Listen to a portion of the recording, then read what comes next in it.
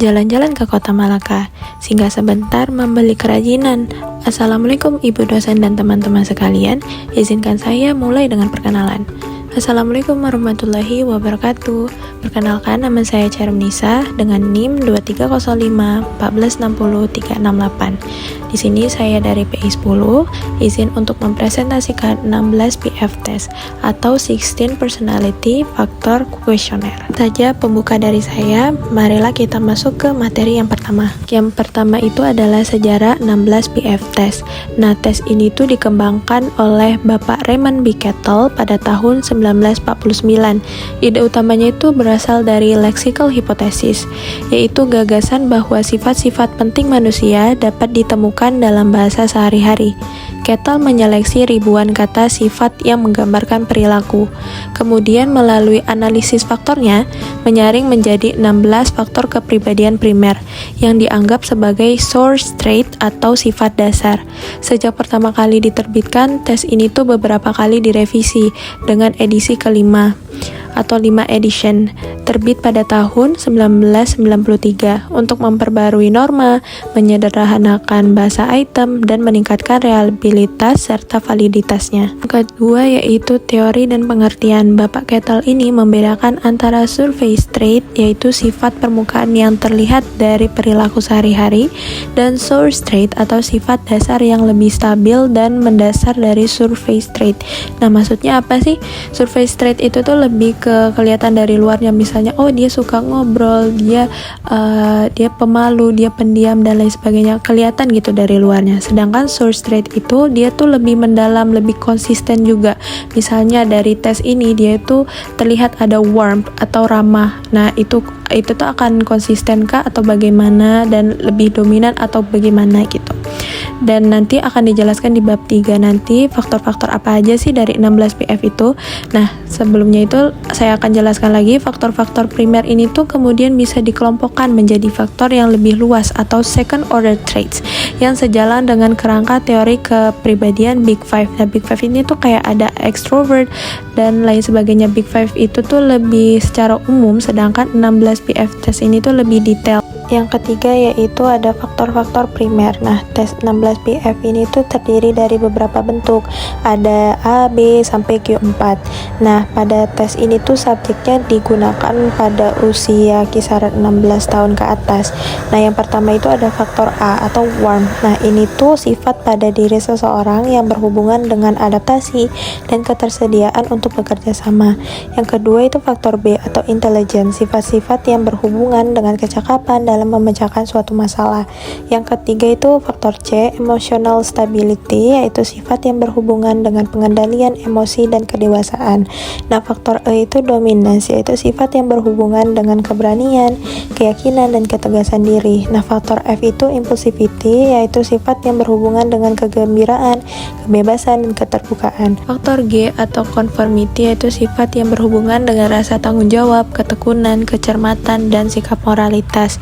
Faktor H yaitu boldness, yaitu sifat yang berhubungan dengan kemampuan sosial, spontanitas, dan sikap moralitas. Dan faktor I yaitu sensitivity adalah sensitivitasnya. Faktor L yaitu suspiciousness, yaitu sifat yang berkaitan dengan kecurigaan serta kesulitan dalam penyesuaian diri. Faktor M imagination, yaitu imajinasi, kreasi, semangat, dan cita-cita. Faktor N yaitu showardiness, seperti kecerdasan sosial, dan kelancaran. Faktor O insecurity, seperti pesimis dan kegelisahan. Faktor Q1 radikalism, seperti modernisasi, inovasi. Faktor Q2 self-sufficiency, yaitu kepercayaan diri dan ketergantungan pada kelompok. Faktor Q3 yaitu self-discipline, harga diri, kedisiplinan, keteguhan, dan pendirian. Faktor Q4 yaitu tension, seperti ketegangan emosi, kelelahan, dan frustasi. Kita akan membahas tujuan dan kegunaannya 16 PF test ini. Yang pertama adalah psikologi klinis dan konseling. Nah, tes ini tuh dipakai untuk memahami kepribadian klien, mengenali pola stres, dan juga mendukung proses terapi.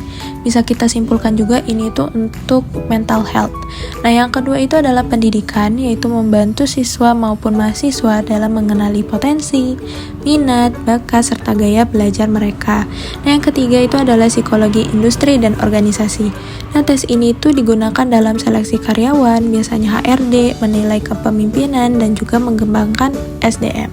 Nah, yang keempat yaitu adalah latihan psikologi. Digunakan untuk studi yang membandingkan kepribadian antar budaya, menguji validitas, dan juga melihat kaitan kepribadian dengan kinerja ataupun kesehatan mental. Baik, kita memasuki prosedur 16 PF test. Yang pertama ada buku soal tes 16 PF. Yang kedua itu ada lembar jawaban tes 16 PF, di mana ada di gambar berikut. Yang ketiga itu kita memegang pensil ataupun pulpen ataupun penghapus. Yang keempat itu ada norma standar yang sekarang dipakai aplikasi untuk scoring 16 PF from C. Dan yang biasanya itu waktunya itu tidak ada, tapi umumnya membutuhkan waktu sekitar 30-50 menit. Yang terakhir itu ada instruksi. Tester akan memberi instruksi kepada peserta untuk 16 PF test ini. Baik, kita memasuki cara scoring 16 PF test. Tentunya langkah pertama itu peserta yang dites itu harus mengerjakan dan menyelesaikan semua soal yang ada berjumlah 105 pernyataan dengan pilihan A, B, dan C. Dan di bawah sini ada contoh pernyataan. Yang pertama itu, saya terbiasa bangun lambat waktu pagi. Ada A yaitu ya atau benar, B diantaranya atau ragu-ragu, C itu tidak atau tidak benar. Dari contoh soal ini kan nanti peserta selesai mengerjakan. Nah, kunci jawaban nomor 1 itu dilekatkan pada lembar jawaban. Dengan cara ini tuh pemeriksa bisa langsung menghitung skor peserta secara tepat tanpa harus menebak-nebak. Dan perhitungan skor ini tuh dimulai dari skala MD atau Motivation Distortion, lalu diteruskan sampai faktor Q4. Cara menghitungnya tuh dilakukan dari kiri ke kanan sesuai urutan faktornya, dari faktor A, B, C, D, dan lain sebagainya itu sampai ke bawah Q4.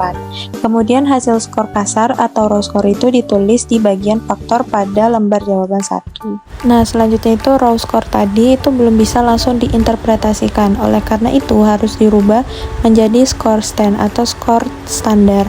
Nah, menggunakan tabel norma. Tabel norma ini tuh disesuaikan dengan karakteristik peserta, misalnya berdasarkan jenis kelamin, tingkat pendidikan, atau kategori masyarakat umum. Nah, skor stand sendiri itu memiliki rentang 1-10 dengan arti skor rendah itu 1-3, skor rata-rata itu 4-7, dan skor tinggi itu 8-10. Dan selanjutnya itu ada skala khusus yaitu MD atau Motivation Distortion yang di bawah ini. Skala ini tuh berfungsi untuk memeriksa apakah peserta itu benar-benar jujur dan konsisten dalam mengerjakan tes.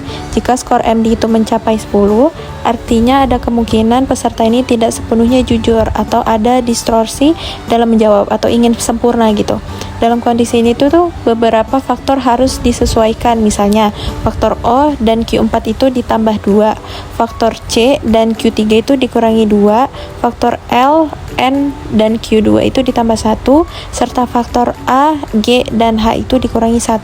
Baik, selanjutnya yaitu hasil akhir dan interpretasi, dimana ini kita sudah melihat skor raw tadi sudah dijadikan stand dan juga sudah dicek untuk MD-nya. Nah, kita akan melihat hasilnya, itu kita baca setiap faktor itu ada rendah, sedang, atau tinggi itu bagaimana sih. Nah, skor rendah itu biasanya menunjukkan kecenderungan kepribadian yang lebih kaku, hati-hati, ataupun tertutup pada faktor tertentu. Faktor tertentu ini adalah dari faktor A sampai Q4 tadi, mana yang lebih menonjol gitu. Kalau misalnya dia lebih rendah, biasanya dia lebih kaku, hati-hati, dan lain sebagainya. Dan kalau skor rata-rata biasanya menunjukkan sifatnya itu lebih seimbang sesuai sama kebanyakan orang. Dan yang skor tinggi itu biasanya menunjukkan kecenderungan yang lebih menonjol, ekspresif, ataupun dominan pada faktor tertentu juga. Misalnya dia lebih tinggi di faktor warmth. Nah, faktor warmth ini dia itu lebih ramah, berarti yang dia lebih menonjolnya itu sifat ramahnya.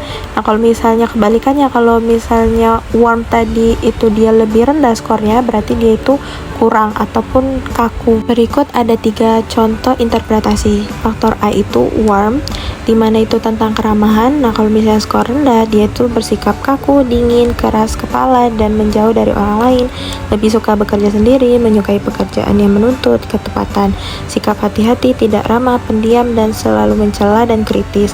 Jika kalau skornya tinggi, biasanya itu bersikap baik hati, tidak suka repot-repot, mudah bekerja sama dengan orang lain, perhatian terhadap orang lain, hatinya lembut, ramah, mudah menyesuaikan diri, tidak takut dikritik, dan begitu juga faktor B dan faktor C. Berikut juga adalah salah satu contoh lembar tes yang sudah di-scoring melalui aplikasi scoring 16 PF from C.